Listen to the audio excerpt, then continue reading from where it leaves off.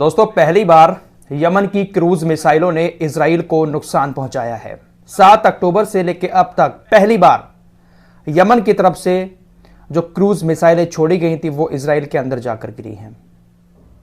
2000 kilometre दूर है हुतीज Israel से, लेकिन इसके बाद भी लगातार वो मिसाइल अटैक इजराइल के ऊपर कर रहे थे। कभी इजराइल का आयरन डोम उनको खत्म कर देता था, तो कभी बीच में सऊदी अरब, जॉर्डन जैसे देश आ जाते थे। लेकिन कल यमन की तरफ से कई सारी क्रूज मिसाइलें छोड़ी गई हैं जो इजराइल की एलियड में जाकर गिरी हैं। एलियड बंदरगाह पर भी बहुत बड़ा नुकसान हुआ है। कुछ और इलाकों में भी जाकर यमन की क्रूज मिसाइलें गिरी हैं। यह बात किसी और ने नहीं बल्कि खुद अब इजराइल ने भी एक्सेप्ट कर ली है। यानी अब कह सकते हैं कि यमन की मिसाइलें अब इजराइल को नुकसान पहुंचा सकती हैं। हाइपरसोनिक मिसाइल की बात भी आपको बता चुका हूं। अगर हाइपरसोनिक मिसाइल यमन के पास है तो वो मिसाइल क्रूज मिसाइल से कहीं ज्यादा ताकतवर है। लेकिन यह बड़ी खबर है कि पहली बार यमन की क्रूज मिसाइलें सारे एयर डिफेंस सिस्टम को नाकाम करते हुए इजराइल के अंदर जाकर गिरी हैं। इजराइल ने भी इस बात को एक्सेप्ट किया, साथ ही साथ याह्या सारी ने भी इस बात को, जो हुतीज के स्पोक्स पर्सन हैं, उन्होंने भी इस बारे में जानकारी दी है। साथ ही साथ याह्या सारी ने बताया कि कल हमने लाल सागर में अमेरिका के एक जहाज माडो को भी निशाना बनाया है। तो हुतीज लगातार अपना काम लाल सागर के अंदर किए जा रहे हैं। फिलिस्तीन के सपोर्ट में इस वक्त सबसे ज्यादा कोई कुछ कर रहा है तो वो हुतीज ही हैं।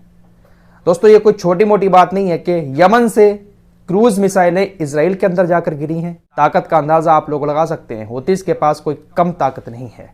अल-शिफा हॉस्पिटल की बात कर लेते हैं। इजराइल की सेना ने अल-शिफा हॉस्पिटल में भयानक हमले किए और उसके बाद तकरीबन 300 लोगों को वहां से गिरफ्तार कर लिया।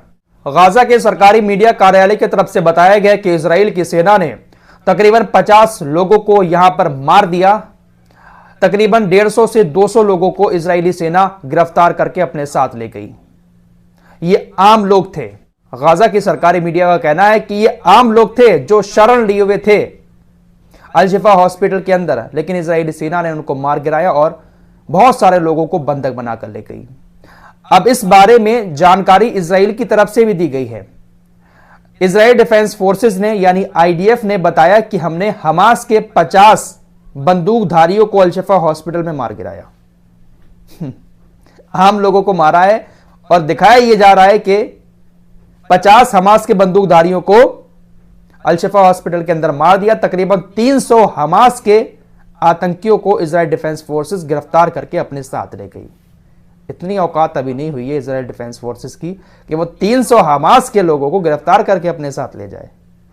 ये तो सिर्फ और सिर्फ दुनिया को दिखाने के लिए, अपने इस जुर्म को छिपाने के लिए हमास और आतंकवाद का सहारा इजराइल की सेना ले रही है। 300 आम लोगों को उठाकर ले गई है।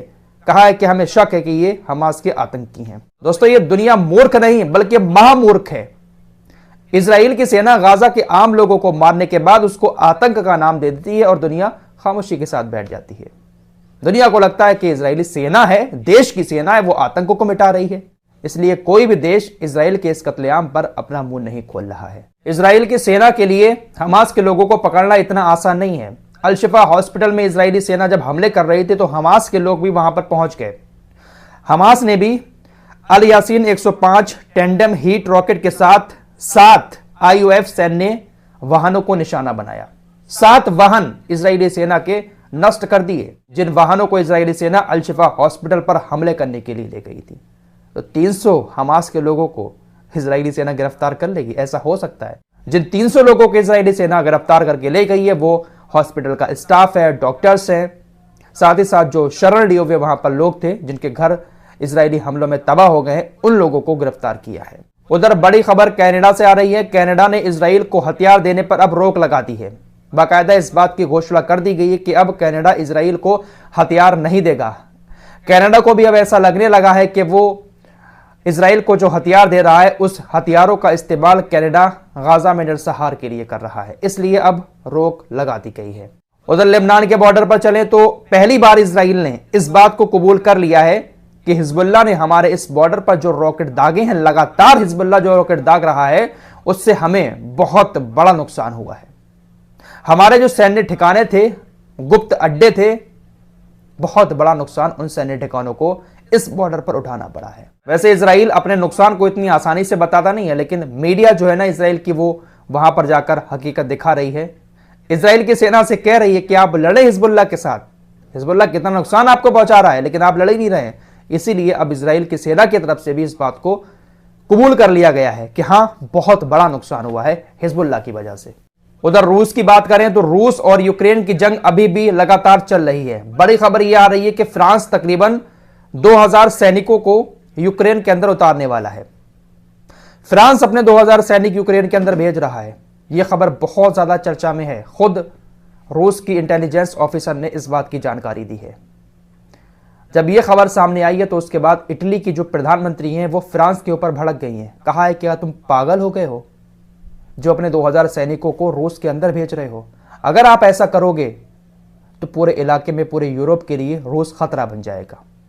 यह बेवकूफ़ी ना करें, यूक्रेन में अपने 2000 सैनिक ना भेजें, वरना हम सभी लोग खतरे में आ जाएंगे। वाकई में रूस धमकी दे चुका है कि अगर कोई भी नाटो का देश या नाटो मिलकर यूक्रेन की मदद करता है और हमारे ऊपर हमले करता है तो फिर हमारे निशाने पर सिर्फ यूक्रेन नहीं रहेगा, बल्कि आप सभी लोग आ जाओगे। उधर पाकिस्तानी सेना और तालिबान की सेना के बीच भी मामला काफी गरमाया हुआ है। एक तालिबान के सोल्जर ने ये फोटो शेयर करते हुए लिखा कि हमारी BM-21 मिसाइलें ज़ायोनी शासन के ठिकानों को नष्ट करने के लिए तैयार हैं। तालिबान का यह सोल्जर पाकिस्तान को भी ज़ायोनी शासन बुला रहा है। जैसे इजराइल को ज़ायोनी शासन कहा जाता है ना, तो तालिबान की नजर में पाकिस्तान भी ज़ायोनी है। न्यूयॉर्क टाइम्स लिखता है कि अमेरिका के समर्थन के बिना इजराइल का फ्यूचर खतरे में है और उसका कोई भी अस्तित्व नहीं है। अगर अमेरिका इजराइल का साथ छोड़ देता है तो इजराइल कहीं का नहीं रहेगा। और वाकई में इस बात में 101% सच्चाई है। और भी जो देश इजराइल की मदद कर रहे हैं वो अमेरिका के कहने पर ही कर रहे हैं। और अमेरिका इजराइल का साथ इतनी आसानी से छोड़ने वाला है नहीं, क्योंकि बाइडेन प्रशासन में जो बड़े बड़े अधिकारी हैं वो ज्यादातर यहूदी हैं। अमेरिका के अंदर जो बड़ी बड़ी कंपनी चल रही हैं उनके जो CEO हैं, मालिक हैं, वो भी यहूदी हैं। तो अमेरिका इजराइल का साथ कभी नहीं छोड़ेगा। इजराइल के इस कट्टरपंथी नेता बेन गबिर ने इस बात की घोषणा कर दी है कि रमजान के आखिरी दिनों में टेंपल माउंट की यहूदियों को यात्रा करने की इजाजत दी जाएगी। रमजान के महीने में यहूदी टेंपल माउंट नहीं जाते हैं, इक्का दुक्का लोग ही जाते हैं, लेकिन इसने कहा है कि रमजान के आखिरी दिनों में बहुत सारे यहूदियों को एक साथ टेंपल माउंट में जाने की इजाजत दी जाएगी, जहां पर जाकर ये लोग अपनी पूजा करते हैं। तो ये लोग पूरी तरह से माहौल खराब करने की कोशिश कर रहे हैं मस्जिद अक्सा में। दोस्तों, इजरायली सेना ने गाजा के अंदर एक और मेजर रायदल बन्ना को मार दिया। ये भी पुलिस जांच के निदेशक थे। गाजा के अंदर जो भी सहायता के ट्रक आते थे उनकी जांच करने की जिम्मेदारी इन्हीं की थी। इन्हीं की जांच करने के बाद गाजा के अंदर उन ट्रकों को भेजा जाता था। लेकिन इजरायली सेना ने एक हमला किया जिसमें इनका पूरा परिवार और ये भी खत्म हो गए। इनकी फैमिली में इनकी बीवी और बच्चे थे, सबकी मौत हो गई। इजराइल हर उस लिंक को खत्म कर देना चाहता है जिसके जरिए गाजा के लोगों तक कोई खाना पानी पहुंचता है। इजराइल चाहता है कि गाजा के लोगों को कुछ भी ना मिले और ये लोग भूख प्यास से तड़प तड़प कर ऐसे ही मर जाएं। फिलहाल रमजान के महीने में जब भी रोजा इफ्तार करने बैठे तो हाथ उठाकर 2 मिनट के लिए ऐसे भूखे बच्चों के लिए कम से कम दुआ जरूर कर लिया करें। फिलहाल इस रिपोर्ट में इतना ही। मिलते हैं कुछ और नई खबरों के साथ, तब तक के लिए अपना ख्याल रखिएगा। अल्लाह हाफिज़। दोस्तों, हमारे वीडियो देखने के लिए बहुत बहुत शुक्रिया। चैनल पर पहली बार आए तो फॉलो सब्सक्राइब कीजिए और साथ ही साथ शेयर भी कीजिए। मिलते हैं अगली वीडियो में, तब तक के लिए अपना ख्याल रखिए। धन्यवाद।